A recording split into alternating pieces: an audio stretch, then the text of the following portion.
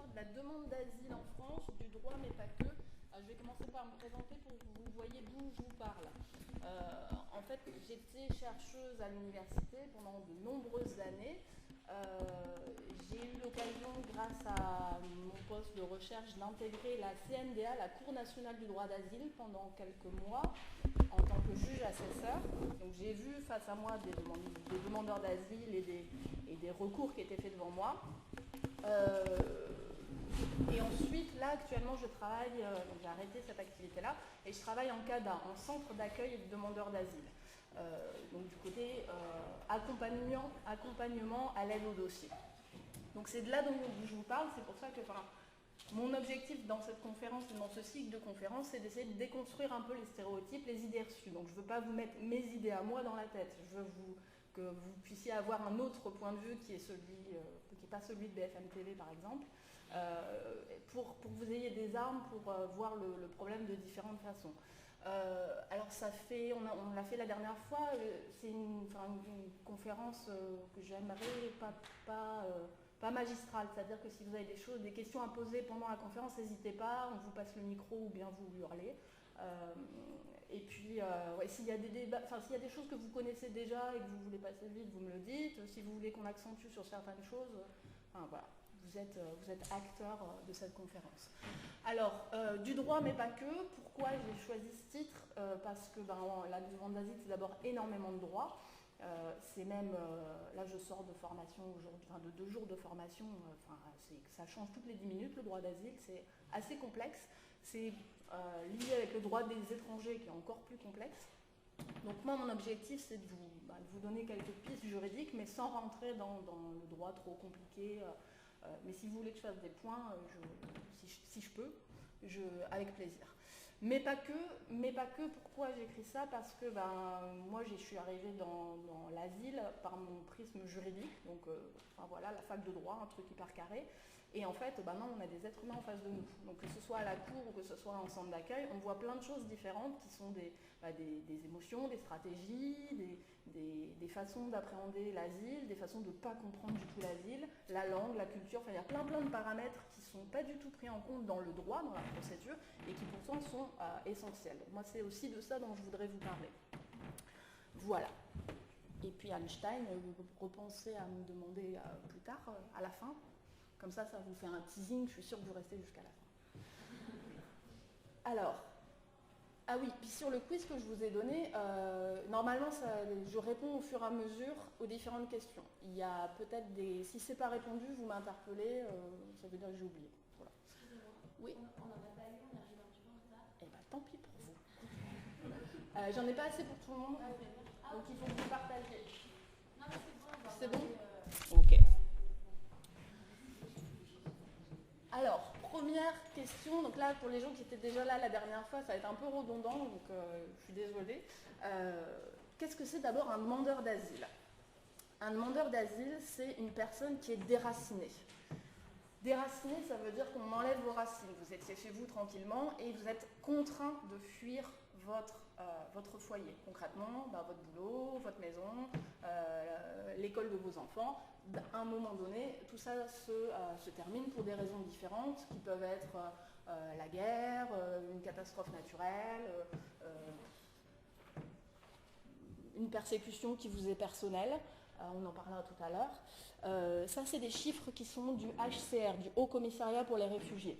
Là, 70,8 millions de personnes déracinées, ça ne comprend pas seulement les demandeurs d'asile. En fait, ça comprend tous les gens qui sont forcés à fuir leur pays. Alors, normalement, combien de personnes dans le monde sont-elles déracinées? Vous avez la réponse A. Pourquoi j'ai donné ces chiffres? Alors, il faut que je m'en rappelle. 66,99 millions, c'est avant recensement actuel, la population française. 1,62 millions, je crois que c'est l'Aquitaine, et 256 000, ça doit être Bordeaux. Vous voyez un peu l'échelle. Donc ça, c'est tous les gens qui sont forcés à fuir leur foyer dans le monde. Parmi ces gens-là, on a différents types de statuts juridiques. Donc statut juridique, c'est important. Qu'est-ce que c'est un statut? C'est une situation dans laquelle on entre par des critères. Par exemple, vous êtes étudiant parce que vous êtes inscrit dans telle université, que vous avez donné vos timbres, que vous avez adhéré à une sécu. Tous ces critères-là font que vous êtes étudiant. Et bien là, c'est pareil, selon certains critères, vous allez avoir un statut. Donc on a un statut de demandeur d'asile, de réfugié et de déplacé interne. Alors déplacé interne, c'est un peu, justement, le problème, c'est l'absence de statut. Je vous explique ça.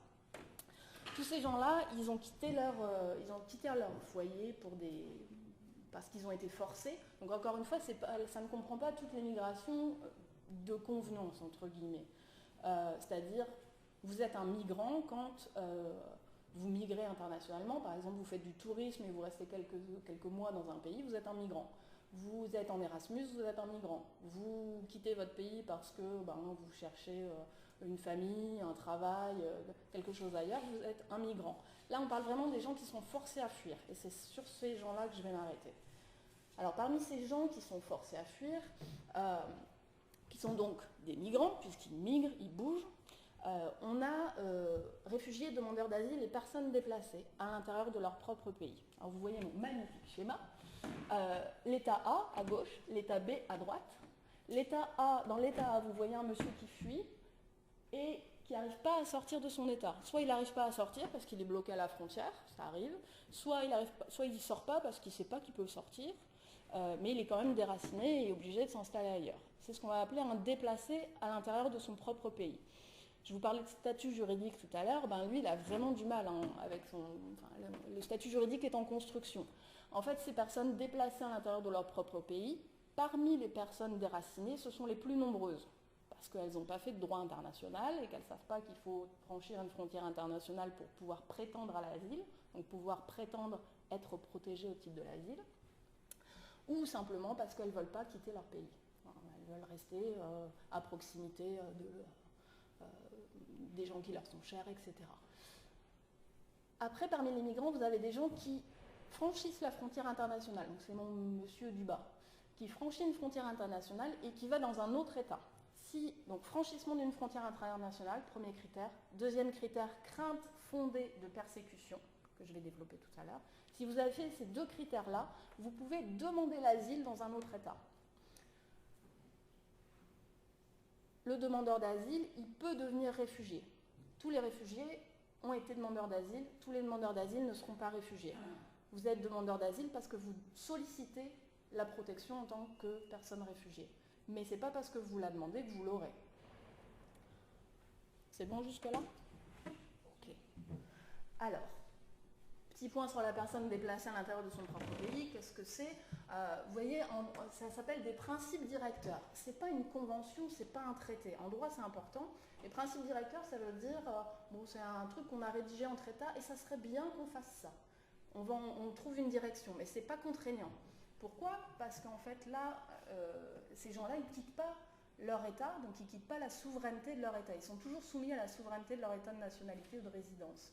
Donc, c'est difficile en droit international d'obliger les États qui comprennent des personnes déplacées à les protéger effectivement. Donc, on fait des principes directeurs en alertant les États. Ça, c'est par exemple le Haut-Commissariat des réfugiés fait ça. Des différentes ONG de protection des droits essayent de pousser, notamment le Comité international de la Croix-Rouge, essayent de pousser dans la direction de dire protéger les gens qui sont sur votre territoire et qui fuient pour des raisons, pour des persécutions, des guerres, etc. Moi, ce dont je voudrais vous parler, là, c'est les demandeurs d'asile. Donc, je laisse de côté, donc on est dans les personnes déracinées. Je laisse de côté les personnes déplacées à l'intérieur de leur propre pays et je voudrais vous parler des demandeurs d'asile et des réfugiés. Est-ce que vous me suivez jusque-là? Super. Alors, la demande d'asile, qu'est-ce que c'est? Je vais d'abord vous parler des fondements de la demande d'asile. Ça veut dire juridiquement, comment est-ce qu'on entre dans la demande d'asile? Alors, le premier fondement, c'est la Convention de 1951 relative au statut des réfugiés. Vous voyez la date 1951, c'est pas anodin, c'est après la Seconde Guerre mondiale. Concrètement, qu'est-ce qui s'est passé? On a eu des afflux massifs de population qui sont arrivés en Europe, qui n'étaient pas nationaux des États. On a eu des Espagnols, des Français dans tous les sens qui bougeaient. Et puis, c'est comme souvent en droit international, il faut qu'il y ait un problème, que tous les États se disent « Oula, on a un problème », pour qu'on se mette autour d'une table et qu'on le résolve. Vous voyez le changement climatique, comment ça se passe. Les États, ils ont besoin de temps, quoi. Donc là, il a fallu la Seconde Guerre mondiale, des déportations, des mouvements de population, pour que les États réussissent à se mettre autour d'une table et signent une convention sur l'accueil et sur le statut de réfugié. Qu'est-ce que c'est un demandeur d'asile? Qu'est-ce que c'est un réfugié? Et comment est-ce qu'on les accueille? C'est une convention internationale qui est intéressante quand on fait du droit international parce que c'est une des conventions qui est les plus ratifiées du monde. Ça veut dire que les États, il y a énormément d'États qui sont d'accord sur la même chose. Et en droit international, c'est pas super fréquent. J'exagère un peu, mais en tout cas, à l'époque, la tragédie de la Seconde Guerre mondiale fait que ça met à peu près tout le monde d'accord. Alors, vous voyez les fondements. Pour être un réfugié, il faut d'abord donc avoir franchi une frontière internationale et ensuite craindre une crainte fondée de persécution. Une crainte fondée de persécution, ça veut dire que vous n'avez pas juste un petit peu peur, vous avez super peur. Super peur de quoi? Pour une persécution en fonction soit de votre race, aujourd'hui on dirait plus race en droit international, vous voyez c'est très has-been 51 ça. Donc race ou nationalité, ou ethnie, on dirait ça peut-être aujourd'hui, religion, donc concrètement vous êtes chrétien dans un pays où on n'aime pas les chrétiens et vous êtes persécuté en raison de votre religion. Votre nationalité, ça c'est assez clair je pense, vos opinions politiques, ça c'est aussi assez parlant, et l'appartenance à un certain groupe social. Alors l'appartenance à un certain groupe social, c'est le critère le plus ouvert, parce qu'on ne sait pas trop bien ce que ça veut dire. C'est un critère qui a été rajouté à la toute fin de la rédaction de la Convention. Les États disaient, voilà, c'est bien race, religion, nationalité, opinion politique, mais et les autres, comment est-ce qu'on les attrape? Ils ont créé ce critère de l'appartenance à un certain groupe social en disant, comme ça, on va pouvoir protéger des gens qui ne rentrent pas dans les 4 autres critères et qui, quand même, on voit bien qu'ils ont une crainte fondée de persécution. Aujourd'hui, qu'est-ce que c'est l'appartenance à un certain groupe social? C'est par exemple, vous êtes homosexuel dans un pays qui la réprime. Par exemple, vous êtes une femme victime, vous êtes victime, c'est déjà fini, mais une femme qui s'oppose à l'excision dans un pays qui la pratique et dans une ethnie qui la pratique. Voilà, c'est ce type de situation qu'on saisit comme ça. Et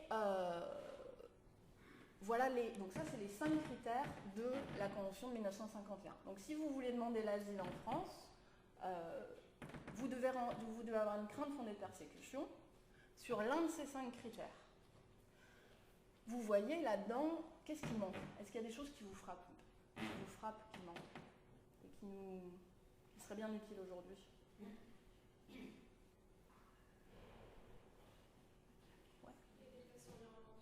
Ouais, tout à fait. L'environnement, donc il n'y a pas la nature là-dedans. La guerre, il n'y a pas la guerre, ouais. Alors ça j'en parle après, vous allez voir. La guerre, on a réussi à la choper quand même. Il n'y a pas l'environnement, il n'y a pas non plus... L'accès aux soins, par exemple. Le soin, ouais, tout à fait. La faim, ouais, tout à fait. La pauvreté ou la misère, les critères économiques quelque part.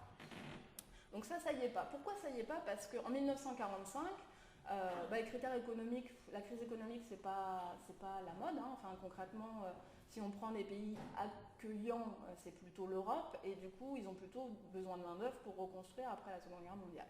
Donc, les critères économiques ne sont pas pris en compte. Les critères écologiques, 1945, on est assez loin de ces préoccupations à cette époque-là. Donc, c'est vraiment des critères qui sont datés. Aujourd'hui, sur l'économie, c'est difficile parce que la crise économique elle touche tout le monde et à tour de rôle. Sur l'environnement, il y a des tentatives qui sont faites, des conventions internationales, des passeports nonsense, vous avez peut-être déjà entendu parler, des choses qui sont réfléchies par certains pays pour créer des conventions internationales de protection des déplacés environnementaux. Vous voyez déjà l'ambiance pour accueillir les gens, les demandeurs d'asile sur ce fondement-là. Ça veut dire qu'on essaye de faire une nouvelle convention pour protéger de nouvelles personnes qui potentiellement vont être super nombreuses, parce qu'avec le réchauffement climatique, vous avez concrètement des États qui disparaissent, donc des afflux massifs pour le coup de gens qui bougent, des sécheresses, imaginez si tous les Australiens venaient demander l'asile sur ce fondement, c'est compliqué, quoi. Donc, on essaie de créer une convention, c'est sur le papier très joli. Est-ce que les États vont la ratifier? Ça, c'est politique. Oui, bien sûr. Mais de toute façon, le statut des réfugiés, c'est le fait d'être persécuté. Et quelqu'un qui a un déplacé climatique, par exemple, il n'est pas persécuté. On ne peut pas dire qu'il est persécuté par un autre monde. À la rigueur, il y a des activistes qui pourraient être persécutés, mais eux, ils rentrent dans le cadre des opinions politiques, ouais. Ben, on aurait pu imaginer une persécution par la nature. Enfin, on aurait pu inventer ça. C'est un peu ce qu'ils essayent de faire avec la Convention. Il y a un prof de droit à Limoges, Michel Prieur, qui essaye de créer ça, de monter une convention sur les déplacés environnementaux en disant bah, il faut vraiment qu'on bouge là-dessus. Bon, est-ce que tu crées du droit en fait là, sur le coup. Ok, je pense que j'ai fait le tour. Est-ce que vous avez des questions là-dessus? Ouais, oui.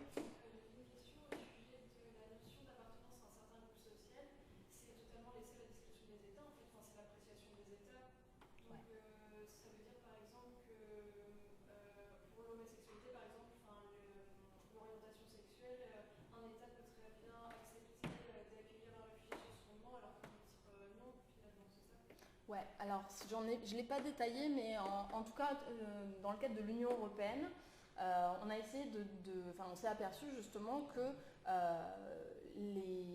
la demande d'asile et l'accueil, la qualification, l'accueil des demandeurs d'asile notamment, n'était pas la même selon les États. Concrètement, vous alliez en Allemagne, vous avez peut-être plus de chances ou moins de chances d'être reconnu réfugié. Donc on s'est dit, oula, l'Union européenne, en plus, il y a l'espace Schengen, il y a une liberté de circulation, ils vont bouger et ils vont faire ce que Gérard Collomb a appelé du benchmarking ou de l'asylum shopping. Donc en droit, on a le forum shopping, vous choisissez votre juge, et là c'est l'asylum shopping, vous allez choisir l'administration à qui vous demandez l'asile. Et pour éviter ça, pour éviter qu'un demandeur d'asile dise je vais aller en Allemagne, puis si ça ne marche pas, j'irai en France, ou choisisse, déjà on a mis des conditions, c'est ce qu'on a appelé le paquet asile. C'est mettre des conditions harmonisées à peu près pour tous les États membres. C'est-à-dire que théoriquement, une demande d'asile, qu'elle soit présentée en Allemagne, en France, au Portugal, sera étudiée de la même façon. Enfin, en tout cas, la qualification sera la même et l'accueil sera le même, théoriquement. Ouais, je parlerai du bain plus tard. Ça répond à votre question, du coup? Ok. Donc l'un de ces 5 critères, c'est-à-dire que pour demander l'asile, il faut... Oui, pardon. Oui, pardon, oui. C'est juste pour savoir si vous connaissiez le nombre de pays signataires de cette convention. Alors, je crois que c'est une des conventions les plus ratifiées du monde. Je sais 157, 162, 100... Ouais, pas mal. À l'échelle du droit international, c'est pas mal.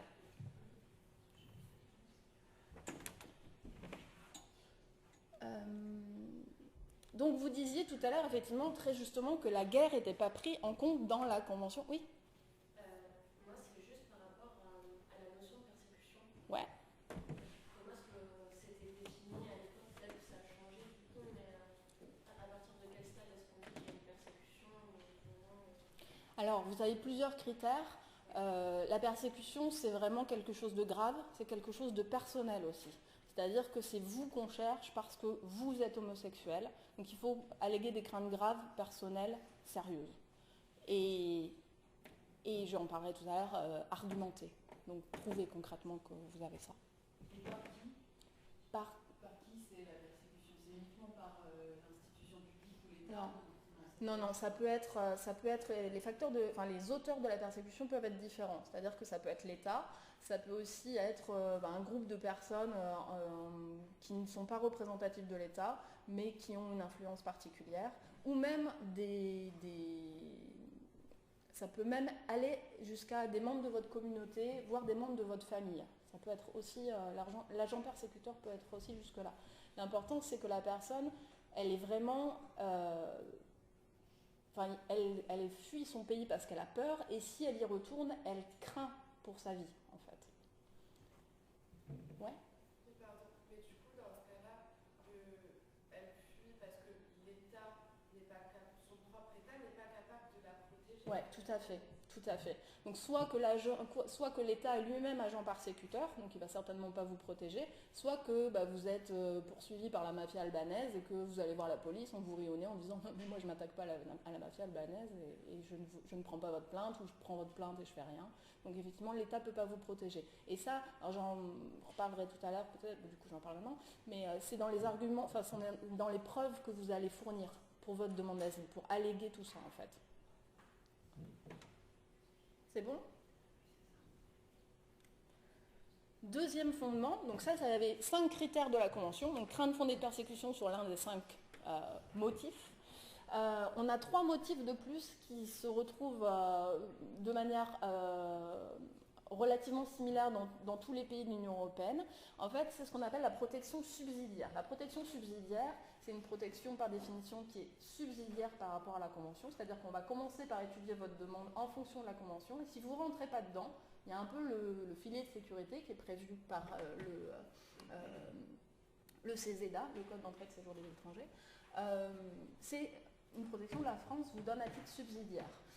Alors, qui est, elle, sur 3 fondements. Donc pareil, hein, vous voyez, motif sérieux et avéré, donc il faut prouver, quoi, c'est ça que ça veut dire.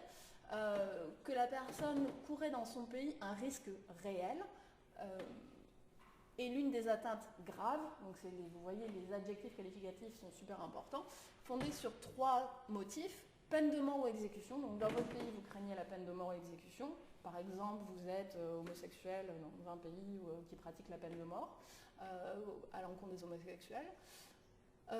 Deuxième motif, la torture ou les peines et traitements inhumains et dégradants. Donc là, ça peut être, par exemple, si vous êtes une femme qui s'oppose à l'excision, par exemple, qui est membre d'une association dans son pays, ou qui s'oppose à l'excision de sa fille, dans une communauté qui la pratique.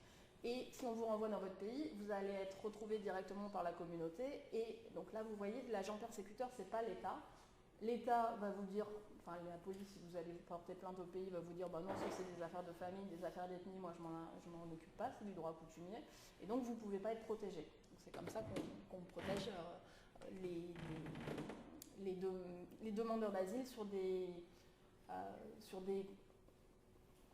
persécutions qui sont un peu plus qualifiées de privées, entre guillemets. Et la troisième, c'est quand vous êtes un civil, menace grave et individuelle dans un contexte de violence généralisée de haute intensité. Et c'est comme ça qu'on a, en gros ça c'est le conflit, c'est la guerre. C'est comme ça qu'on a tous les Syriens, c'est comme ça qu'on a pas mal d'Afghans. C'est ce qu'on appelle la PSC. En fait vous avez PSA, peine de mort et exécution, PSB, torture et peine ou traitement inhumain dégradant, et PSC, c'est comme ça que vous l'entendrez souvent, donc protection subsidiaire petit c de je ne sais plus quel article du CESEDA, c'est la guerre. Sachant que violence généralisée de haute intensité, l'intensité elle bouge en fonction des événements qui s'y passent. Donc il y a des gens qui vont pouvoir à un moment être protégés parce que c'est vraiment compliqué dans la région d'où ils viennent, dans leur pays. Et puis, quelques temps après, ça va aller mieux et on va du coup requalifier le conflit en violence de basse intensité ou d'intensité moyenne. Et là, vous n'avez plus la PSC. Donc, c'est un peu... c'est comme ça qu'on protège, je vous dis, les Syriens, les Afghans aussi. Est-ce que vous avez des questions? C'est bon? Donc, vous voyez, pour être demandeur d'asile, enfin, pour faire une demande d'asile, en fait, il faut que l'histoire de votre vie, ce qu'on appelle le récit de vie que vous faites au début, il correspond à l'une de ces 8 motifs de persécution, 5 conventions ou 3 protections subsidiaires. Alors juste un petit point, j'en ai parlé la dernière fois, souvent on parle d'afflux massif de demandeurs d'asile. Alors déjà, migrants, demandeurs d'asile, ce n'est pas les mêmes personnes. Et ensuite, est-ce qu'on a un afflux massif? Alors là, je ne sais pas si vous voyez grand-chose sur ce truc-là. Vous voyez qu'en fait, les migrations, elles sont surtout horizontales. C'est-à-dire que si vous fuyez la Syrie, concrètement, vous allez aller au Liban, en Jordanie, en Turquie, les États qui sont à côté. Ce qui est hyper normal. Moi, il y arrive une guerre en France, je pars en Espagne, je ne vais pas m'amuser à aller traverser la Méditerranée, c'est quand même assez compliqué. Donc l'afflux massif vers l'Europe, c'est par rapport à des pays comme, je ne sais pas si je l'ai mis au coup, Si. Par rapport à des pays comme la Jordanie, le Tchad, le Liban, la Turquie, le Pakistan, etc., enfin, nous, c'est vraiment pas grand-chose. Tout simplement parce que y a la mer Méditerranée à passer, ça coûte beaucoup d'argent, et si vous n'avez pas beaucoup d'argent pour avoir une voie de migration assez sûre, et c'est en plus super dangereux. Donc les gens, en fait, surtout, ils vont dans les pays qui sont juste à côté. On avait un argument tout à l'heure sur l'aspect économique, donc la France peut-elle accueillir toute la misère du monde, elle en a les moyens. Quand vous voyez un peu, ça c'est Oxfam qui a fait cette recherche, donc vous voyez la richesse économique par rapport à l'accueil des migrants, bon en gros on est nul, hein. Il n'y a pas trop d'autres choses à dire.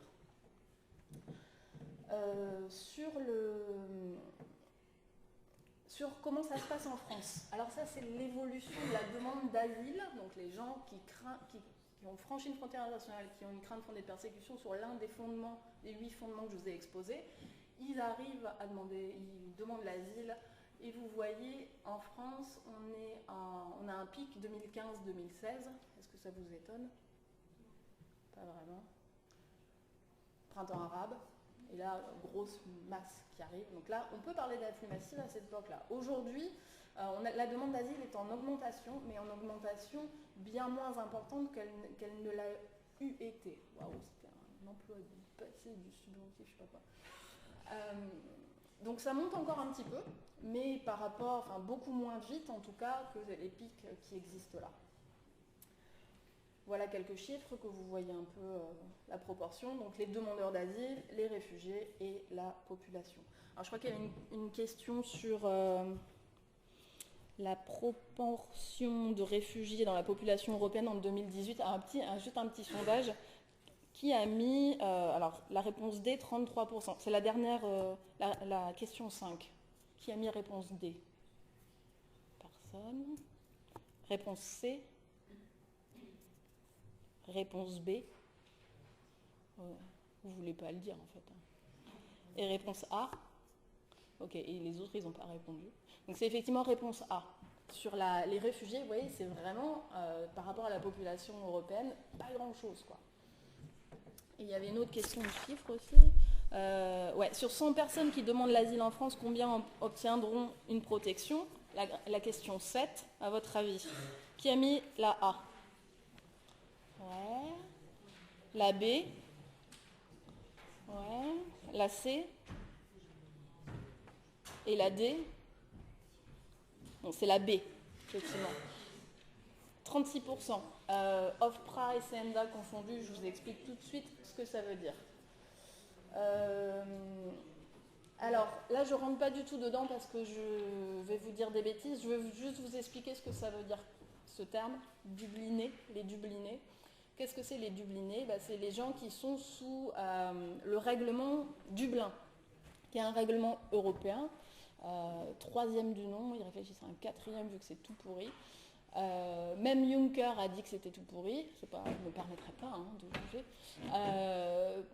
Pourquoi est-ce que ça ne marche pas bien ce truc-là? En fait, le règlement Dublin, il sert à éviter qu'un demandeur d'asile fasse son asylum shopping. Donc ce que je vous évoquais tout à l'heure, le fait que ça ne marche pas en France ma demande d'asile, pas grave, je vais en Allemagne, ça ne marche pas grave, Finlande, etc., etc. Puis finalement, il est protégé au titre de la demande d'asile pendant des années. Pour éviter ça, l'Union européenne a dit c'est simple, on va déterminer un seul État responsable. Et une fois qu'il aura enregistré sa demande d'asile là, il sera fixé sur cet État-là et il ne pourra plus aller la demander ailleurs. Donc je vous passe tout le système de je prends tes empreintes, Visa Bio, etc. pour ensuite retrouver et être sûr qu'il ne fasse pas sa demande ailleurs. Mais concrètement, c'est quoi le problème? C'est que le règlement de Dublin, il dit c'est le premier pays dans lequel vous êtes enregistré. D'où est-ce qu'ils viennent les migrants? De la Méditerranée, donc quels sont les premiers pays? Grèce, Espagne, Italie. Économiquement, pas les plus moteurs de l'Union européenne. Pas les États qui ont le plus de moyens pour accueillir décemment des migrants qui demandent l'asile. Et du coup, c'est pour ça que ça ne marche pas bien, parce que toute la charge en fait, de la demande d'asile, elle est reportée à la périphérie de l'Union européenne, sur ces États qui ne sont pas super en forme. On essaye de renégocier ça. Vous avez entendu parler de quotas peut-être. Bon, quand il s'agit de prendre ses responsabilités parmi les États, c'est un peu compliqué au sein de l'Union européenne. Donc Dublin, ça ne marche pas super bien. D'autant plus que, pour avoir vu l'intérieur de la juridiction, souvent ça tourne à vide. Parce que quand il y a un demandeur d'asile qui arrive en France et puis on prend ses empreintes à la préfecture, et on s'aperçoit que oui, mais vous avez fait une demande d'asile, vous avez été enregistré en Italie, on va vous renvoyer vers l'Italie. Et en fait, il faut demander à l'Italie, est-ce que tu reprends mon migrant? L'Italie, généralement, ne vous répond pas, ou vous répond en disant non, non, j'en ai déjà trop. Je caricature un peu. Et en fait, vous attendez, et puis finalement, la France va se reconnaître compétente il y a un mécanisme de prise en charge par la France, mais vous, pendant ce temps-là, vous avez fait des recours dans tous les sens, vous avez fait tourner la machine à juridiction, ça marche très très bien. Et puis le migrant, il est là, il attend, il ne peut pas travailler, il n'est pas hébergé, et il attend plusieurs mois comme ça. Voilà pour les Dublinés, je passe vite.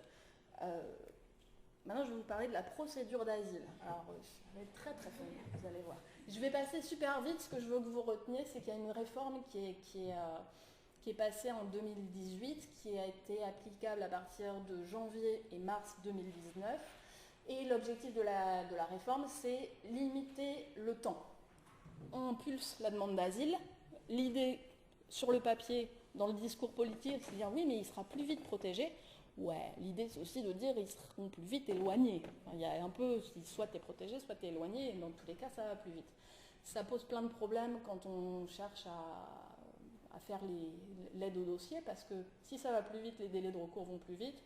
Donc il faut que vous trouviez plus vite des avocats, qui soient beaucoup plus réactifs. Il faut que vous soyez beaucoup plus performant dans la recherche de preuves. Donc la protection, je ne suis pas sûre que ça soit dans les faits, le moteur numéro 1 de cette réforme. Alors, comment ça se passe? Concrètement, vous arrivez en France, vous êtes passé entre les mailles du filet de l'Italie et de l'Espagne, et vous n'allez pas être dubliné. Vous allez d'abord alors, il y a une plateforme téléphonique, ça c'est surtout Paris.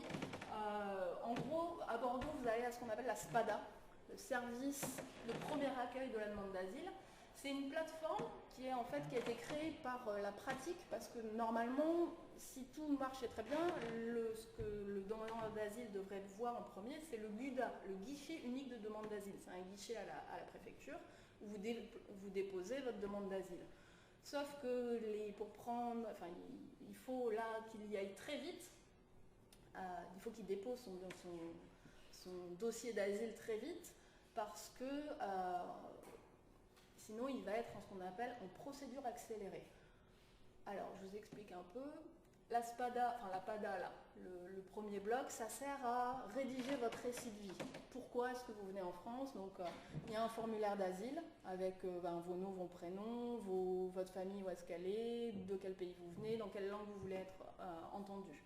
Et ensuite ce formulaire, il va être enregistré au guichet unique.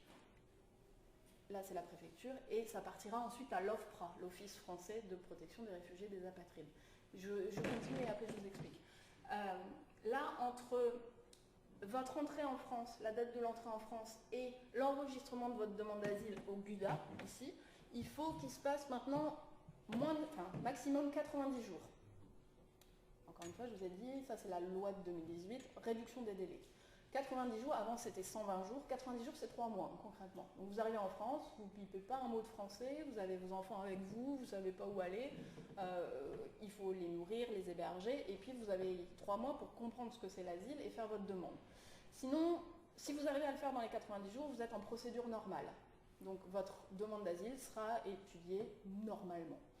Si vous n'arrivez pas à tenir ce délai, ou bien plein de trucs différents, mais peut-être vous avez entendu parler du pays d'origine sûr. Donc même si vous êtes dans les 90 jours, mais vous venez d'Albanie, du Kosovo, du Ghana, d'Inde, toute une liste comme ça, et ben vous serez placé à ce qu'on appelle la procédure accélérée. C'est la même procédure, sauf que ça va encore plus vite. Donc vous êtes convoqué super rapidement, votre recours à la Cour nationale de droit d'asile, il va être super rapide, et puis vos conditions matérielles d'accueil, donc comment vous allez être accueilli, et ben c'est beaucoup moins sympa par trop dans les détails.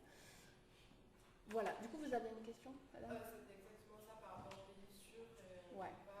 Il y a eu semblé justement encore plus accéléré quand on fait la pays sûr. Ouais, tout à fait.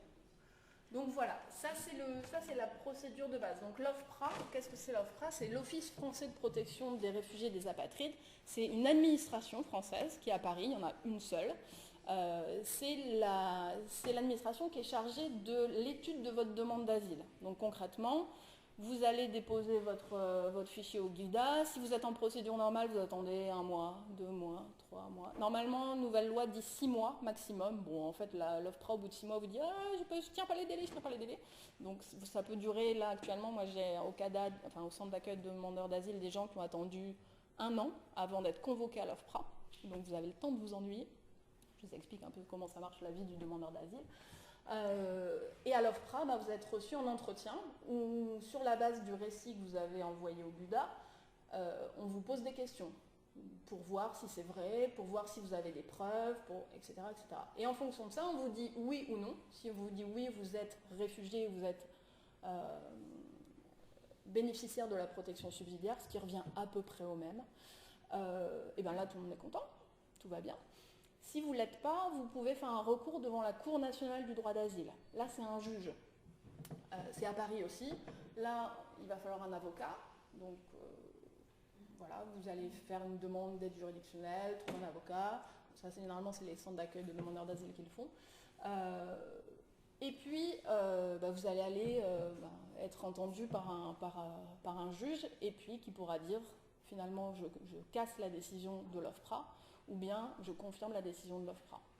Okay, donc ça, c'est la procédure globale. C'est bon pour tout le monde? Est-ce qu'il y a une règle habituelle de la part du juge? Est-ce qu'il suit en général l'OFPRA ou est-ce qu'il casse? Non, il n'y a pas de règle. Alors, c'est intéressant parce que ce qu'il faut savoir, c'est qu'à la CNDA, en tout cas ça pour la CNDA, j'en suis sûre, il n'y a pas de quota. Souvent, on vous dit, ouais, mais il y a un nombre à respecter. Non, ça, la CNDA, elle regarde en fonction du droit et elle vous dit, là, la demande est fondée ou pas. Avant 2008, il me semble, il y avait plus de protection à la CNDA qu'à l'OFPRA. Il dénotait quand même une certaine orientation de l'administration. Là, ça s'est normalisé, donc il y a moins de cassation, en fait. Donc ça veut dire que, potentiellement, l'OFPRA protège mieux aussi. Ouais.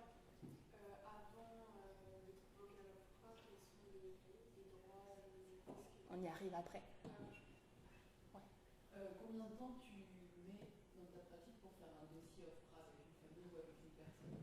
Alors, moi, quand je les reçois en CADA, souvent ils ont déjà enregistré au GUDA, donc j'ai pas à faire ça. Jusqu'à maintenant, j'ai pas eu à faire. Et pour constituer le dossier? Pour constituer le dossier, après, moi souvent je les vois à partir soit à la phase OFPRA, juste avant l'OFPRA, soit entre l'OFPRA et la CNDA. Et là, ça dépend vraiment du dossier. Il y a des dossiers qui sont complètement vides, des gens qui disent moi je viens parce que je suis victime d'esclavage dans mon pays. Enfin, c'est malheureux, hein, mais si tu ne rentres pas dans les critères de l'asile, donc on sait que c'est mort. Donc on accompagne, on conseille, mais ça s'arrête là. Donc ça, c'est très très vite fait. Et puis après, tu as des dossiers super compliqués de traite des êtres humains, là j'en ai un où il y a un enlèvement d'enfants par une mafia, mais il n'y a pas d'acte de naissance. Donc en fait, il faut que tu récupères tous les actes que tu peux dans le pays. Et ça peut durer très très longtemps. Et c'est le CADA qui paye ça? Les traductions, faire venir les papiers? Alors faire venir les papiers, du coup là t'as a priori pas de difficulté. Les traductions, ouais, avec un certain budget. C'est-à-dire que 200 € par famille, puis après stop quoi. Donc il faut que la famille, après sinon je suis dans un CADA particulier où je sais que la politique est différente selon les assos, selon les différents centres d'accueil. Donc d'autres questions? Ouais. Concrètement, comment on apporte des preuves de crainte de persécution? Peut-être tu vas y venir. Ouais, je vais y venir après je pense. Mais redemande-moi si j'y reviens pas. Ok. Alors je vous montre comment ça se passe. Alors ça a l'air compliqué comme ça, et bien ça l'est. Donc on a nos migrants qui arrivent, nos demandeurs d'asile qui arrivent, vous voyez, qui sont représentés de façon un peu stéréotypée, moi j'aime pas trop, mais bon, voilà. On se met dans la bulle verdâtre du milieu. Donc la plateforme d'accueil des demandeurs d'asile. Donc ça, c'est la première organisation que le demandeur d'asile va rencontrer, et c'est là où il va rédiger son récit, c'est ce que je vous disais tout à l'heure. Ensuite, il va au guichet unique, vous le voyez là. Ensuite, alors là, il se passe plein de trucs. Ça part à la préfecture, mais ça part aussi à l'OFII. Alors, pourquoi l'OFII? Qu'est-ce que c'est ce truc-là, l'OFII? Vous me suivez, c'est bon? On est là où il y a l'empreinte. L'OFII, c'est l'Office français d'intégration et d'immigration.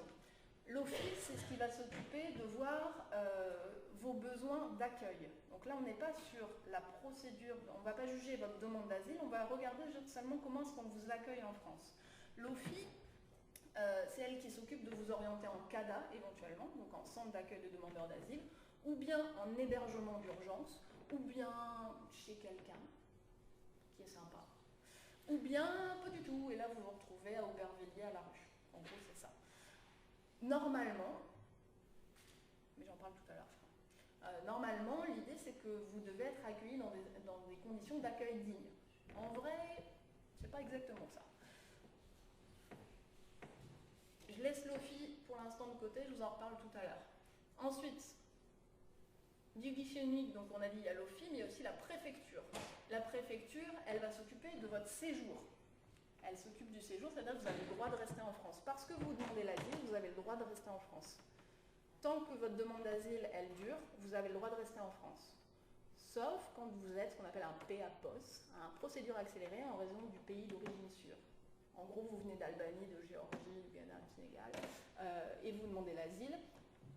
Au stade de l'OFPRA, l'OFPRA elle est là, regardez, hop, au-dessus de la tente. Au stade de l'OFPRA, si l'OFPRA dit non, vous ne rentrez pas dans les critères de l'asile, alors là, si vous êtes d'un pays d'origine sûre, eh ben, vous n'aurez plus le droit de rester en France. C'est compliqué pour faire un recours devant la CNDA quand on est éloigné du territoire français. Bon, là on est en train d'essayer de se battre un peu pour qu'on puisse quand même introduire des recours.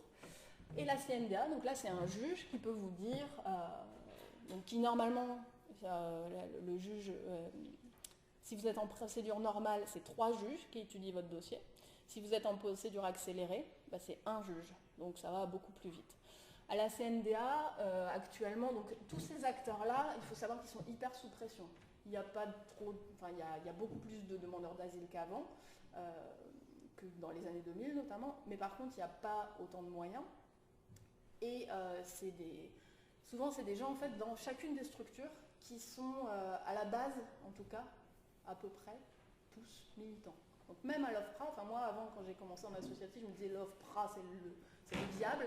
Et puis j'y suis allée, et en fait non, il y a des gens qui ont vraiment envie de protéger les gens, qui ont vraiment envie de faire un boulot sérieux, sauf qu'ils sont tellement sous pression au niveau des délais, qui sont très mal payés, très mal considérés, et qui ont une hiérarchie particulière, qui fait qu'il y a beaucoup de turnover à l'OFPRA. À la CNDA, moi quand je faisais assesseur, on avait concrètement par jour 13 dossiers. Ça veut dire que vous avez sur une journée d'audience 13 personnes qui vont potentiellement se présenter devant vous et qui vont devoir défendre leur cause. Donc c'est vraiment un travail super intensif pour encore une fois des gens qui ne sont pas très bien payés. Donc tout ça pour dire que vous avez tout un système qui est quand même très fait de briques et de broc. Hein. Voilà. Je ne rentre pas dans tous les... Ouais. Je peux ajouter quelque chose. En fait, à la CNDA, s'il n'y en a qu'une, c'est à Paris. Et les gens qui vont à la CNDA sont pour la quasi-intégralité des gens qui n'ont aucune ressource, donc qui ne vont pas payer leur avocat. C'est un avocat qui est payé par l'aide juridictionnelle. Et l'aide juridictionnelle, aujourd'hui, elle n'est pas assez haute, le prix que va payer l'avocat, pour qu'un avocat, par exemple, bordelais, puisse se permettre d'aller passer une journée à Paris.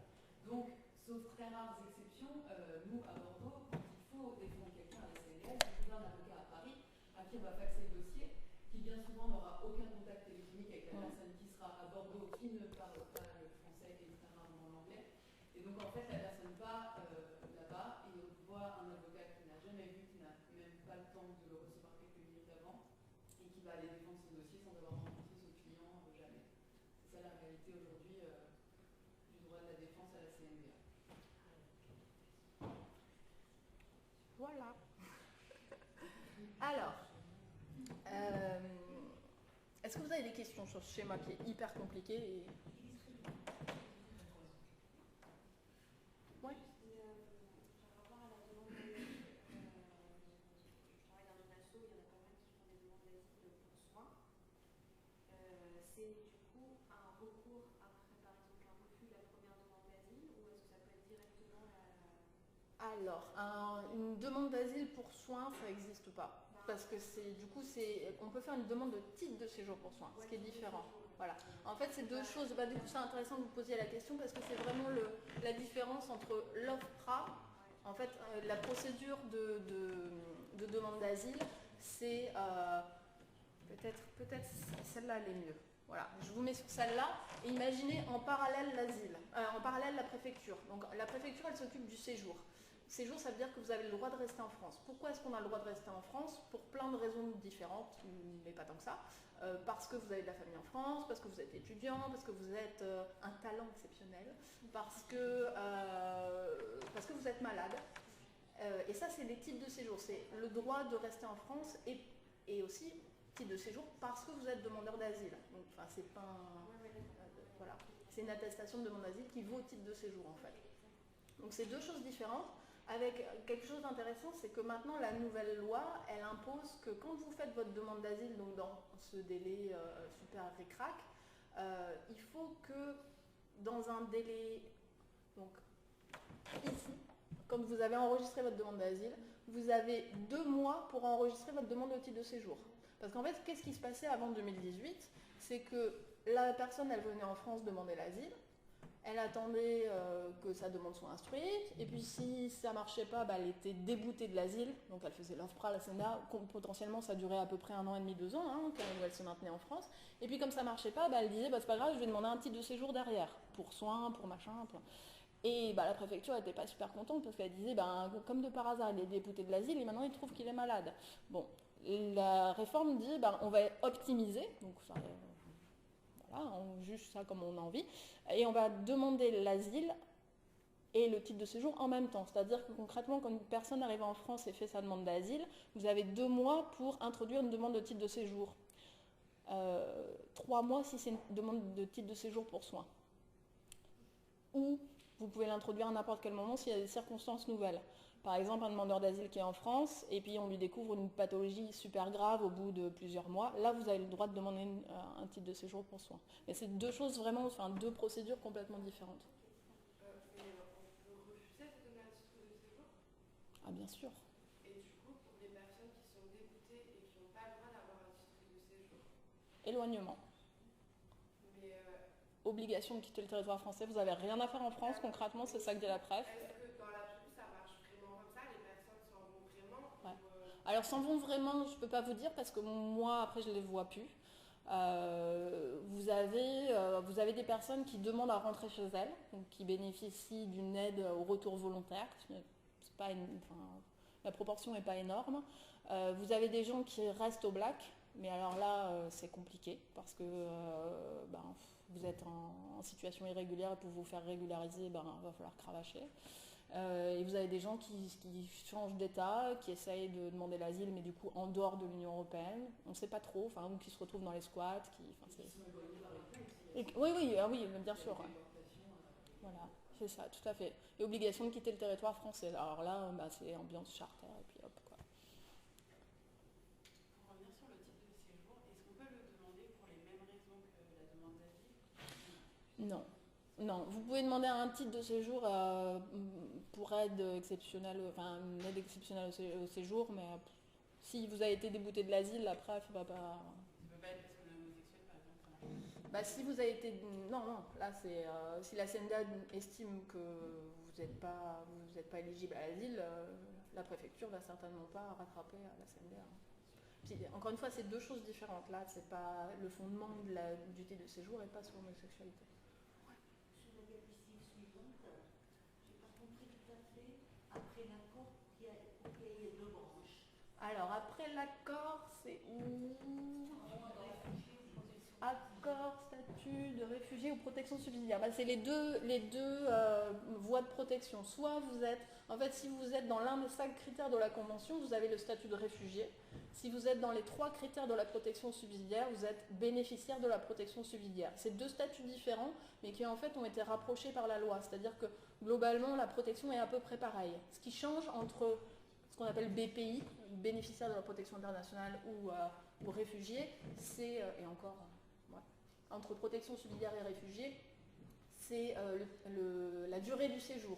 Réfugié, c'est 10 ans. Actuellement, protection subsidiaire, c'est 4 ans, mais renouvelable. Donc, si vous avez une PS, si vous avez une protection subsidiaire, vous êtes quand même super content. C'est bon? On peut faire une demande d'asile quand on est en France depuis plusieurs années? Vous pouvez, mais on va vous demander pourquoi vous ne l'avez pas fait avant. Et du coup, vous allez être mis en procédure accélérée. Parce que vous dépassez le délai de 90 jours. Okay. Mais ouais, s'il y a des craintes fondées de persécution, il faut la faire. Ouais. Parce que je vois, si on a le statut de réfugié, ça a une durée de 10 ans. Là, alors, le statut de réfugié, il dure, comme la protection subsidiaire, dure jusqu'à ce que vos problèmes dans votre pays disparaissent. Donc en gros, quand vous avez votre statut de réfugié, vous êtes relativement tranquille parce que concrètement, la question s'est posée pour les Vietnamiens. On disait, mais non, le Vietnam, maintenant c'est bon, c'est fini les problèmes là-bas. Est-ce qu'on leur enlève leur statut de réfugié? C'est un peu chaud et on n'a pas que ça à faire, donc on le laisse. Donc, si vous êtes réfugié, vous êtes relativement tranquille pendant très longtemps. C'est bon? Alors, protection du demandeur d'asile en principe et en réalité. Alors, en principe, là je parle du demandeur d'asile, donc il n'est pas encore réfugié. Hein. Là, moi je vous parle du demandeur d'asile pendant toute la protection. Donc concrètement, il a introduit sa demande d'asile au GUDA, au guichet unique de la préfecture. J'essaie de ne pas parler des acronymes. Et il va passer à l'OFPRA et il va passer à la CNDA. Je ne vais pas du tout à parler sans acronyme. Alors, un premier principe, là je vais faire rapidement parce que c'est un principe de droit international super général, c'est ce qu'on appelle le non-refoulement. C'est-à-dire que quand vous avez fait votre demande d'asile, normalement, on ne peut pas vous renvoyer dans votre pays sans avoir étudié les fondements de votre demande. Ça veut dire que on ne peut pas dire à quelqu'un qui a introduit sa demande d'asile en France, bon non, tu rentres chez toi, allez hop, charter. Ça, c'est pas possible. C'est ce qu'on appelle le non-refoulement. Article 33 de la Convention de 51. Sauf que ça ne vous a pas échappé qu'il y avait un peu tout ça qui se passait. Ça, c'est les murs qui se construisent progressivement. Je crois qu'on peut en... Ouais, non, il l'a mis là-bas. We are gonna build the wall. Et vous l'avez, alors pour l'Europe, je vous mets ça. Donc on construit des murs. Est-ce que c'est une atteinte au principe de non-refoulement? Pas vraiment, parce qu'en fait le refoulement, c'est le fait de ramener un demandeur d'asile dans son pays. Là, il n'a pas eu le temps de demander l'asile, il ne peut pas rentrer. Donc on est tranquille.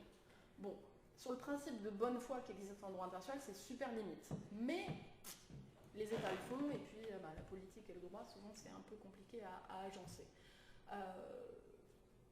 Qu'est-ce que c'est le problème du non-respect du principe de refoulement? C'est tous les morts en Méditerranée en fait. Les gens, ils ne peuvent pas passer par les voies terrestres, donc ils passent par la voie maritime, et puis ça se passe généralement pas bien. Voilà ça c'est juste un exemple pour vous montrer l'instrumentalisation du droit international. En fait, si on laissait les gens rentrer, on ne pourrait pas les refouler, donc on les refoule avant. Dans les faits, il y a du refoulement aussi à la frontière. Ah ouais, la police met des migrants tout à fait en retour, ou même les raccompagner à pied de l'autre côté de la frontière. Tout à fait, ce qui est interdit. Et ça se fait, et on le sait, et on l'a filmé, et on l'a vu. Voilà. Quand vous voyez les identitaires là, avec leur petite doudoune bleue dans les Alpes, bon, c'est ça, c'est interdit. Et la police. Et la police aussi, ouais. Ok, alors ça c'était un principe de droit international, je vous en parle parce que c'est important, et ça permet de citer SOS Méditerranée quand même, qui est une asso vraiment très essentielle à mon avis. Ensuite, alors là on est vraiment sur la demande d'asile en France. Il y a le principe, ça ne s'appelle pas comme ça, mais c'est moi qui l'ai appelé comme ça, principe d'un accueil digne. Ça veut dire que quelqu'un qui fuit son pays et qui allègue, qui vous dit « je crains une persécution », la Convention internationale de 1951 vous dit qu'il faut le protéger. Avant même qu'il soit réfugié, il faut l'accueillir dignement. Alors l'accueil digne, ça regroupe tout un ensemble d'obligations pour l'État. L'État français a signé cette Convention de 1951, comme tous les États européens notamment, comme la grande majorité des États du monde. Ils sont donc obligés de le faire. Il n'y a pas à tergiverser. Si vous ne voulez pas le faire, bah vous sortez de la Convention, vous dénoncez la Convention. C'est possible à faire en droit international. Donc, bon. Plusieurs éléments dans le principe d'un accueil digne. Mais je crois que je vais faire d'abord le débat mouvant à ce stade-là. Comme ça, ça vous met un teasing et puis ça vous réveille un peu. Venez.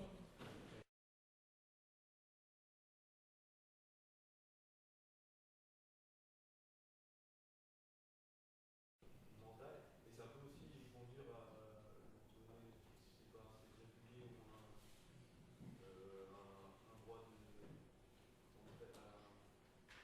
un droit d'habiter sur le territoire parce que Un titre de séjour. prouvé par un médecin qu'il y a des dépressions, ce genre de choses. Ouais, ça suffira pas du tout. Hein. Ah ouais, non. Il faut un truc hyper grave qu'on ne peut pas soigner dans son pays. Il y a quelques années, une dame séropositive en traitement a été renvoyée dans son pays où les médicaments n'étaient pas disponibles. Donc tu vois, c'est loin. Hein. Enfin, un titre de séjour pour soins, c'est vraiment très compliqué. Quoi. En vrai, normalement, ça dépend de qui donne l'accès au territoire. Enfin, parce que si c'est prouvé que, je sais pas moi, dans le pays B, il n'y a pas de psychologue et qu'il y a un risque de suicide, par exemple, ça peut être. Je sais pas, Non, c'est un risque de tuer pas ça, vous entendez ça. Si je peux me permettre, pour ce qui est psy, souvent ça va pas, ce qui va être pris en compte. Alors déjà, il faut savoir que les médecins maintenant c'est les médecins de l'OFI, donc du ministère de l'Intérieur et puis du ministère de la Santé. Ça a beaucoup changé, ça a changé en 2016 et depuis on n'a plus du tout le même taux de résultats sur les titres de séjour étrangers malades. Et pour tout ce qui est psy, la question va être de savoir s'il y a un traitement possible dans le pays, mais si c'est une maladie très grave qui porte atteinte à court terme à la vie de la personne, et ça c'est pas reconnu pour les psys. Aujourd'hui on n'en a quasiment plus aucun qui passe en psy en titre de séjour étranger malade. Il n'y en avait déjà pas beaucoup avant, mais aujourd'hui ça passe plus, le risque de suicide et tout ça. Sinon, tous les étrangers, il y aurait en tout cas énormément d'étrangers qui y prétendraient, parce que, on va y arriver, mais sur ce sujet-là, l'aspect psy, il est énorme.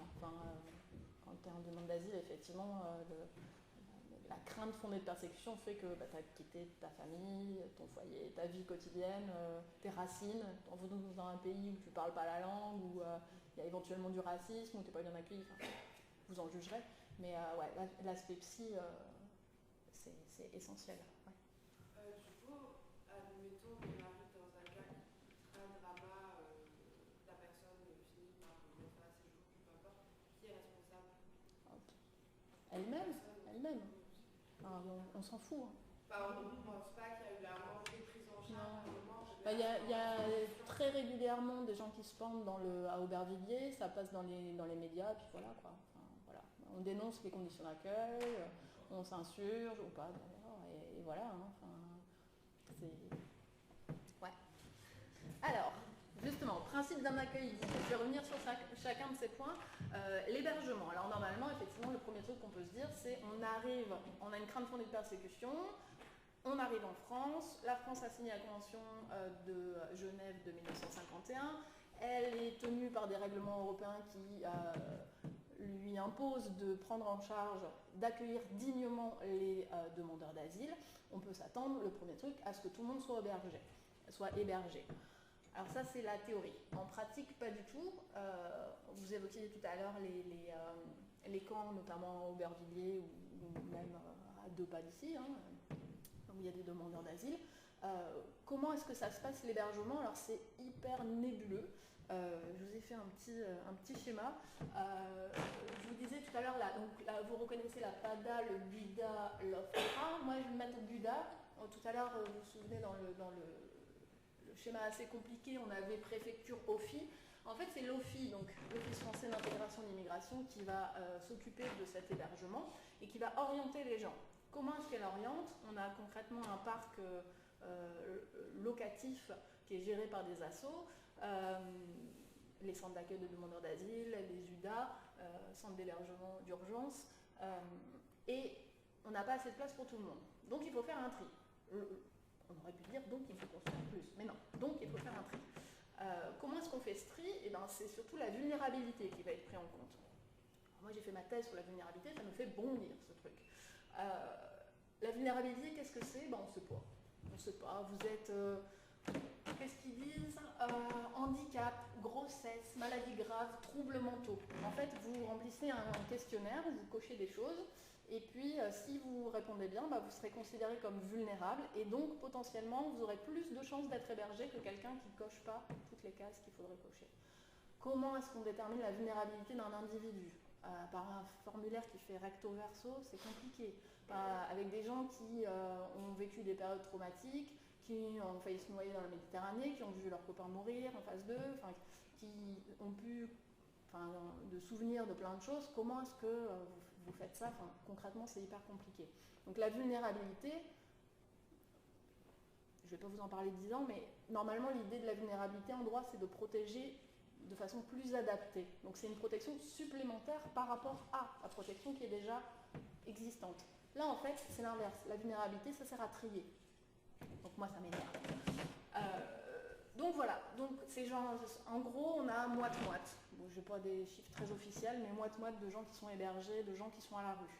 Les gens qui sont hébergés, ils seront hébergés dans des structures. Moi, je peux vous parler du centre d'accueil de demandeurs d'asile. Quand vous êtes en centre d'accueil de demandeurs d'asile, vous êtes super content par rapport à quelqu'un qui ne l'est pas. Parce que vous allez être logé. Alors, ce n'est pas le RIT, ça. C'est de la coloc dans des appartes. Moi, la première fois que je suis rentrée dedans, j'ai fait OK, faut y aller. Hein. Enfin, c'est pas tout le temps nul, mais c'est souvent nul quand même. Parce que c'est vous avez des logements qui sont pas chers, parce que les assos n'ont pas d'argent pour loger correctement les gens. Et des propriétaires qui s'en fichent un peu souvent, donc vous avez des gros soucis. Alors sur Bordeaux, sur Paris, partout, la hantise, c'est les punaises de lit. Pas sympa, les punaises de lit, vous n'avez pas envie de vivre avec ça. Dès que vous êtes dans un cadal, c'est la problématique number one. Donc, ouais, vous êtes en coloc avec des gens, ça ne se passe pas toujours très bien, des hommes seuls ou bien des femmes avec enfants. Bon, il faut gérer ça et puis vous attendez. Ça, c'est quand vous êtes hébergé. Quand vous n'êtes pas hébergé, c'est à la rue. Quand vous êtes à la rue, le problème, c'est que vous n'êtes pas non plus accompagné. Je crois que je ne l'ai pas mis dans la slide d'avant. Non, je ne l'ai pas mis, mais souvent, hébergement, ça va avec accompagnement. Enfin, moi, dans le centre d'accueil de demandeurs d'asile où je travaille, mon rôle, c'est aide au dossier. Donc, j'aide la personne à expliquer ce que c'est l'asile, parce que vous avez des gens qui ont fait une demande d'asile parce que c'est un copain qui leur a dit bah, fais ça, voilà. Ils ne savent pas du tout ce que c'est.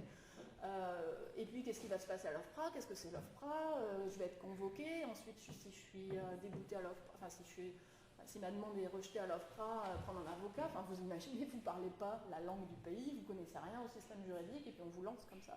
Allez, tu dors dans la rue et puis tu te débrouilles. Donc, quand vous êtes en CADA, vous êtes quand même, entre guillemets, pas si malheureux. On a utilisé cette qualification à dessein pour vous montrer qu'il y a... vous montrer après que l'idée, c'est pas... Il y a du droit et il y a beaucoup d'émotions aussi. Et puis, en centre d'accueil de demandeurs d'asile, vous en avez certains qui ont un peu de financement. Moi, je suis à France Terre d'Asile, on a un peu de financement parce qu'on est les collabos de l'État, comme on nous appelle. On ne parle pas au nom de France Terre d'Asile d'ailleurs, mais il y a quand même un peu d'argent dans cet assaut. Donc, au-delà de l'accompagnement juridique, il y a aussi un accompagnement au lien social, à l'insertion en France. Donc, des cours de français, ou en tout cas on oriente vers des cours de français. Il y a un gros tissu associatif à Bordeaux qui permet d'avoir des cours de français gratuits. On fait aussi des ateliers genre bien-être, art-thérapie, enfin des trucs on essaye de faire pas que du droit, parce que les gens sont souvent effectivement traumatisés par ce qu'ils ont vécu. Donc ça, c'est quand ça se passe relativement bien. Mais si vous n'êtes pas vulnérable à la base, bah, vous serez dehors, vous ne serez pas concrètement accompagné ou accompagné par une asso qui veut bien vous prendre en charge, hein, mais là, c'est un peu moins marrant. Donc vous voyez déjà, le principe d'hébergement, il n'est pas du tout acquis en réalité. Ouais. Tu disais, il n'y a pas assez de place pour mettre tout le monde, et moi je me demande toujours, est-ce qu'on sait combien il y a de places non occupées dans les places prévues pour les demandeurs d'asile? On peut le savoir parce que tout ça est très très bien foutu, tout ça est très enregistré en fait. Tu suis les gens sur le DNA, effectivement, un logiciel qui s'appelle le DNA. Et après, bah, y a des gens qui se maintiennent en CADA alors qu'ils n'ont pas le droit. Il y a des gens qui sont inscrits en CADA mais qui ne sont pas là parce qu'ils sont ailleurs. Je pense que tu peux le comptabiliser, au moins officiellement. Il y en a beaucoup, je pense, partout en France, les places non occupées. Bah, je sais pas. Là, très honnêtement, je sais pas. Moi, dans mon centre, on est à 30% de places 30% depuis de le 16 novembre. On a passé tout l'hiver avec 15 places libres. Ah ouais. Dans des chambres à deux, avec cuisine, toilettes propres, 9 lits. Et c'est des choses que j'entends régulièrement, et du coup, je me demande, est-ce que quelqu'un a un chiffre sûr? Parce qu'on dit toujours, il n'y a pas de place. Ouais.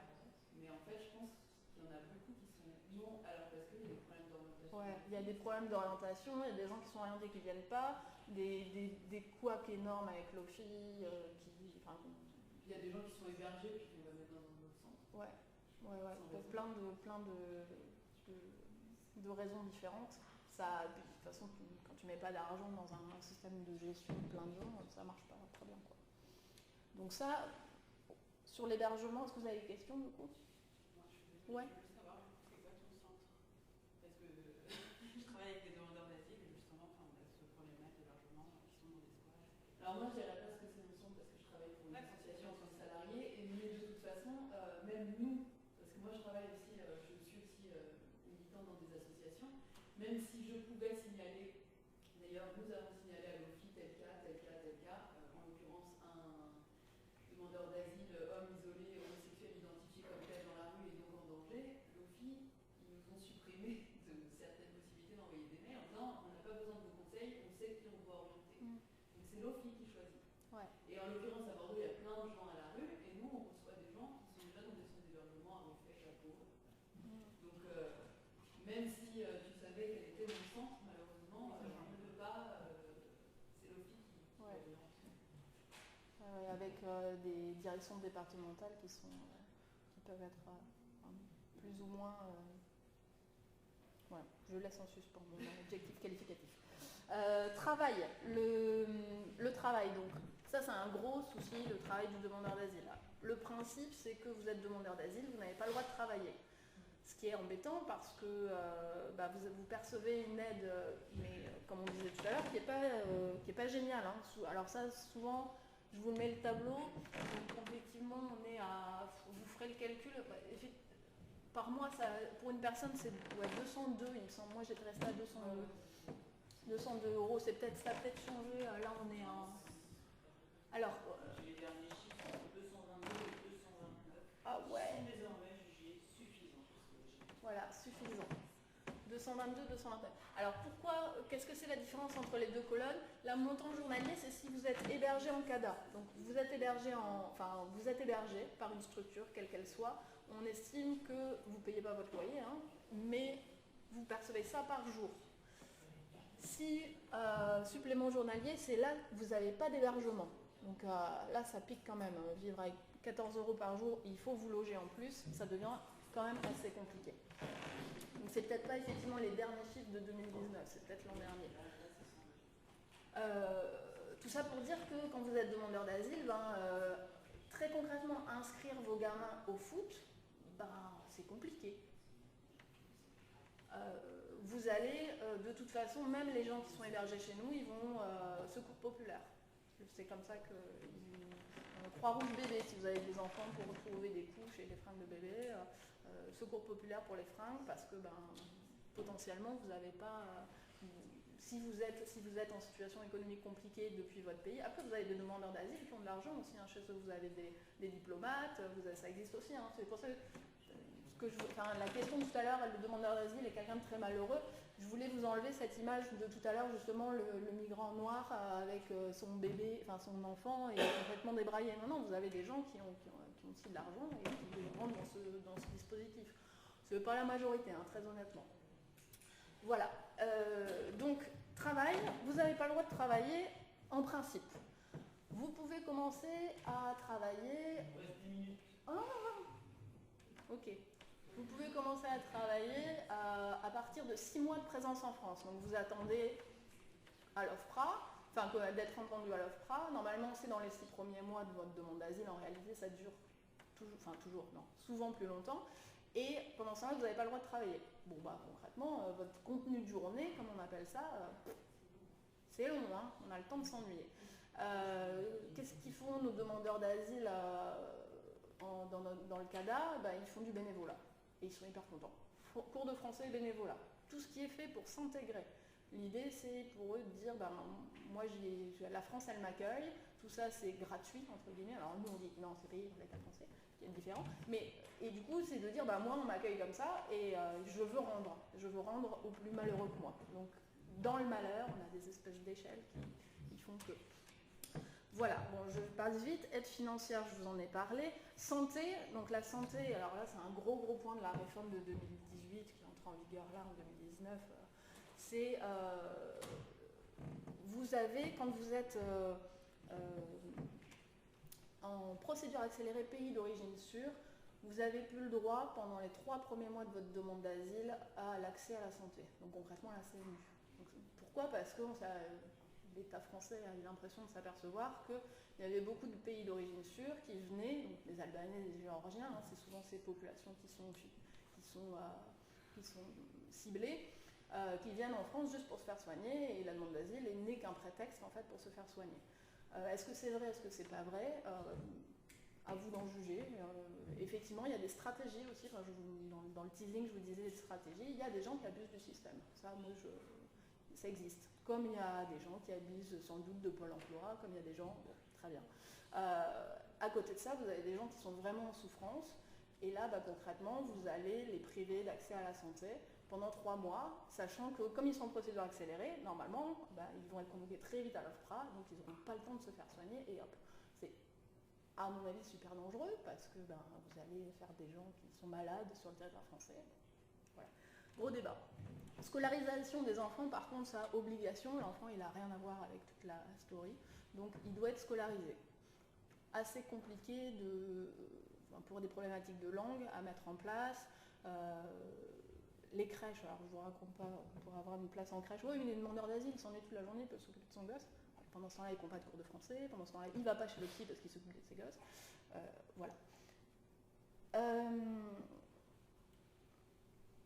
Ça, je vous ai mis ça parce que je l'avais présenté à des lycéens et c'était assez symptomatique. C'était il y a longtemps, ils savaient qui était Titeuf. En fait, cet aspect-là, ça peut arriver à tout le monde, en fait, cette situation de demande d'asile. Ça arrivait pendant la Seconde Guerre mondiale à des Français, ça arrive aujourd'hui à des Syriens, à plein de gens différents, sur plein de fondements différents. Et il y a une part d'humanité qui est super importante, en fait.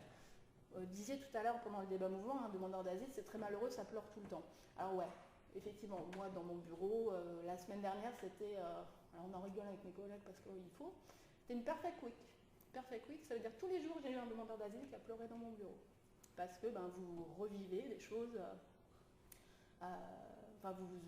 pour monter votre demande d'asile, il faut expliquer, il faut prouver que vous rentrez bien dans les cacasses du droit. Donc il faut que votre vie, moi c'est ce que je leur dis, votre vie, elle doit correspondre au droit. Et il faut tout faire pour faire rentrer dans les cases du droit. Et ça implique d'aller chercher des preuves. Donc, vous avez un enfant au pays qui vous a été enlevé, on va chercher son acte de naissance. On va aller chercher des photos sur Facebook. Imaginez, vous demandez ça à une mère. Votre enfant qui vous a été arraché juste quand il est né, et puis 14 ans après, elle se retrouve sur Facebook à chercher des preuves d'existence de l'enfant pour prouver à l'OFPRA, si j'ai bien un enfant, et il y a bien une mafia qui m'empêche d'aller voir mon enfant. Donc en fait, on est dans... l'accompagnement, c'est aussi ça. Moi, il y a des fois, j'ai l'impression de torturer psychologiquement les gens, parce que ça fait partie du boulot. c'est l'objet de la dernière question, je crois que c'est la dernière. Un demandeur d'asile, en fait, il doit raconter son histoire. Alors quand il n'a pas d'histoire ou quand il a une histoire inventée, ce qui arrive aussi, il faut le dire, ça va. Ça va ou pas d'ailleurs, parce qu'il faut s'inventer toute une fausse identité, des fois ils s'inventent des faux noms pour rentrer dans les cases du droit, alors que par ailleurs, il y a des craintes quand même si ça ne rentre pas vraiment, que vous êtes victime d'esclavage, ça ne rentre pas dans la convention, n'empêche que c'est pas sympa d'être victime d'esclavage et qu'on pourrait vous protéger sur cette base-là. Mais pour rentrer dans cette histoire-là, ils vont se créer une histoire, une identité, il va falloir la répéter, il va falloir s'en persuader, il va falloir être convaincant vis-à-vis de l'OFPRA. Donc il y a tout un truc psychique qui doit se jouer qui amène pas loin de la schizophrénie. Et puis quand ça vous est vraiment arrivé, ce qui est quand même la majorité des cas, des gens qui viennent avec leur histoire et qui vous expliquent, voilà, moi j'ai quitté mon pays parce qu'il y a eu une attaque, et puis j'ai dû déposer mon enfant chez un ami parce que pour faire la route, il n'aurait pas survécu à la Méditerranée, j'ai eu peur, donc je l'ai laissé, et là je sais pas où il est. Je sais pas s'il mange, je sais pas si... La dame, elle vous raconte ça. Voilà. Et on fait des recherches qui sont très compliquées à mettre en œuvre. Donc, son histoire, le truc, c'est qu'il va me la raconter à moi une première fois, normalement. Ça, c'est quand il est en CADA. S'il est dehors dans la rue, il racontera peut-être à une asso ou peut-être à personne, et il la racontera la première fois à l'OFPRA. À l'OFPRA, vous avez, l'idée, c'est de faire rentrer les questions, le récit de vie dans les cases du droit, donc les questions, elles sont punchy. Alors, le viol, il était combien c'est assez... à la CNDA, ça peut être encore pire, parce que, voilà, à l'OFPRA, ils ont des formations vulnérabilité, à la CNDA, beaucoup moins. Et puis, si ça ne marche pas, effectivement, CNDA. Et avant, avocat. Donc, il va falloir raconter votre histoire, encore, et on va vous redemander. Et qu'est-ce qui s'est passé? Et à quelle date c'était? Mais attendez, vous m'avez dit telle date, et pourquoi c'est pas cette date-là? Vous n'avez pas dit ça tout à l'heure. Vous avez fait violer 40 fois, vous ne vous souvenez plus par combien, et quelle date c'était, et vous pouvez vous tromper. Et justement, cet aspect psy, là, est super important, parce que vous avez des gens qui font un blocage complètement, et qui n'arrivent plus à se souvenir, tout simplement. Et c'est aussi des mécanismes de défense. Ouais. J'étais allée à une conférence la semaine dernière sur le groupe LGBT, les orientations sexuelles et l'accompagnement des migrants du groupe LGBT. Et il disait aussi qu'il y avait l'interprétariat, en fait, le vocabulaire n'est pas le même. Ouais. Et le vocabulaire, par exemple, le mot gay n'existe pas forcément dans d'autres langues. Et donc, du coup, il joue aussi, entre guillemets, sur ça pour dérouter un peu les personnes qui sont en face d'elles, qui ne connaissent pas forcément le vocabulaire, qui n'interprètent pas du tout de la même manière. Il y a quelque chose de très ethnocentré, en fait. Ouais, ça c'est sûr que moi j'ai siégé à la cour avec un assesseur qui a demandé, mais alors là vous êtes à Paris, monsieur, vous êtes homosexuel, dans quel quartier vous allez, dans quel quartier vous sortez? Putain, genre, mais sérieux quoi? Avec l'ADA il va pas sortir, et il attendait le Marais, c'était vraiment son truc, en plus. Bref, mais bon, vous avez ça aussi, ça existe, bon, on a bien discuté. Et mais ouais, non, c'est très... La traduction, ça c'est un truc énorme, ça coûte un pognon de dingue, pour citer quelqu'un. Et puis, il faut avoir des interprètes qui sont bons, des interprètes qui arrivent à poser les questions très justement, à redonner la réponse très justement. Enfin, combien de temps on passe en interprétariat à pas forcément comprendre un mot. Donc, il faut prendre le temps. Et le temps, je vous disais, à la CNDA, à l'OFPRA, ils l'ont pas, donc ils pulsent. Comment ça se passe du coup au niveau des amnésies qui sont dues au trauma? Il faut un certificat médical. Donc en fait c'est ça, moi quand je reçois un demandeur d'asile, la première chose que je lui demande c'est est-ce que vous avez des preuves de tout ce que vous me racontez. Donc preuves, des certificats médicaux de torture au pays, des certificats, je vous dis, des actes de naissance d'un enfant resté au pays, ne serait-ce que votre taskera si vous êtes afghan, donc vos papiers d'identité pour prouver que vous êtes afghan. Quand vous fuyez votre pays parce qu'il y a la guerre, vous ne pensez pas forcément à faire une demande de passeport, etc. Vous n'avez pas forcément grand-chose. Et si vous n'avez pas de papier d'identité, concrètement, ça devient compliqué à prouver. Normalement, votre récit devrait suffire, normalement. Mais bon, vous avez intérêt à y mettre de l'émotion. Et justement, si on ne s'en souvient pas, si on a une amnésie. Voilà, alors, certificat médical d'amnésie, après, de traumatisme. Après, est-ce que ça passera ou pas? le juge, l'OFPRA va vous dire ouais mais j'ai pas assez d'éléments, moi du coup je veux bien que vous soyez amnésique, je veux bien le reconnaître, je veux bien faire un effort, mais si j'ai pas d'éléments, moi j'ai pas d'éléments, je peux pas vous donner l'asile. Moi je peux vous donner un exemple d'une Somalienne à Mogadiscio, donc c'est pas la fête à Mogadiscio, et violée, torturée, la traite, la prostitution, l'enfer, le mariage forcé et l'avortement forcé, comme ça on est bien. Donc la dame elle n'était pas en forme. Et à la CNDA, on lui pose des questions et on lui demande vous avez été scolarisé? Non. Je dis mais vous savez lire? Oui. Comment vous avez fait? Comment vous avez appris? J'étais à l'école. Dans la même minute, complètement dingue quoi, logiquement. Et du coup les assesseurs disaient mais attendez, on ne peut pas la protéger cette dame parce qu'on n'a rien, on n'a que de l'incohérence, alors que c'est la vulnérabilité de cette dame qui précisément faisait que ça rendait et son récit crédible et en plus ça donnait un élément de protection. Et en fait elle a réussi à donner des petits éléments tout bêtes sur la radio qu'on écoute à Mogadiscio, sur des noms de places, et comme ça on a réussi à la protéger via la protection subsidiaire en fait. Vous prouvez l'origine. Si on arrive à prouver que vous venez de Mogadiscio, vous êtes dans une zone de violence de haute intensité et vous pouvez être protégé comme ça. Mais je vous dis, au début, je n'ai pas gagné, parce que disait ma langue complètement incohérent. Donc c'est vraiment hyper compliqué pour le coup. Et du côté du juge, c'est compliqué aussi parce que vous posez des questions, mais vous ne savez pas si c'est vrai. Est-ce que le mec en face de moi, il est vraiment homosexuel? J'en sais rien. Il peut me raconter tout ce qu'il veut. Et puis vous avez des récits qui sont vendus aussi, donc c'est pas la vraie histoire, et en même temps, comment vous le savez? C'est très compliqué en fait de plein de points de vue différents. Moi c'est aussi un truc qui m'a appris à relativiser, c'est-à-dire que c'est hyper compliqué. Alors bien sûr, le demandeur d'asile, lui, il est au milieu de tout ça, et il est en tout cas à la base quand il fuit très malheureux, mais après vous avez plein d'acteurs qui ne sont pas forcément mal intentionnés au début, et c'est quand même très compliqué à mettre en œuvre. Et puis après vous avez des gens clairement mal intentionnés qui tweetent, je ne sais pas si vous avez vu ça, le mec de la CNDA qui tweetait qu'avec grâce à lui, il n'y avait pas beaucoup d'immigration en France. Ça c'est un autre problème. Ouais. Oui, c'est à propos des femmes prostituées. Bon, il y en a qui, au cours de leur migration forcée, arrivent dans un pays où elles vont être vendues, menées à la prostitution madrienne.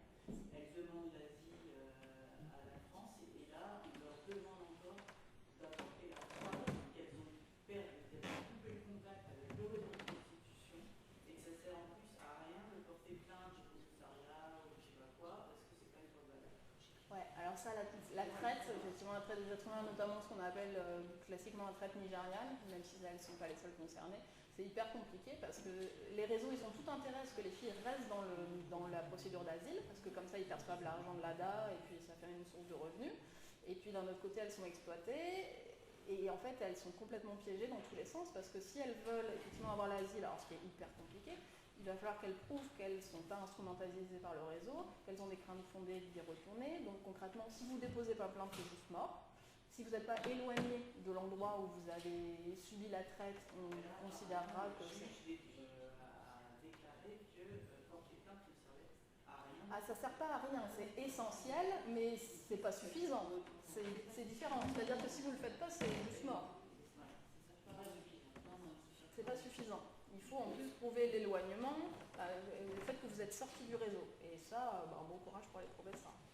C'est aussi pour ça qu'il y a à l'heure actuelle, pour la sortie de prostitution, il y a des actes et des protocoles particuliers de protection chez les prostituées, parce que justement, si elles restent dans un réseau ou quoi, elles ne peuvent pas aller porter plainte. Or, c'est presque la porte d'entrée finalement pour la sortie.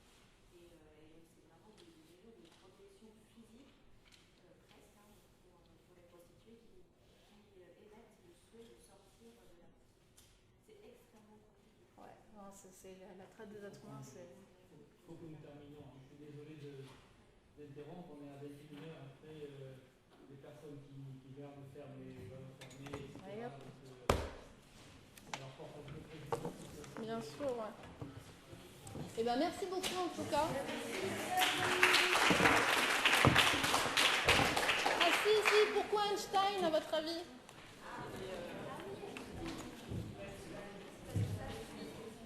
a fui. Ouais, il était demandeur d'asile, ouais.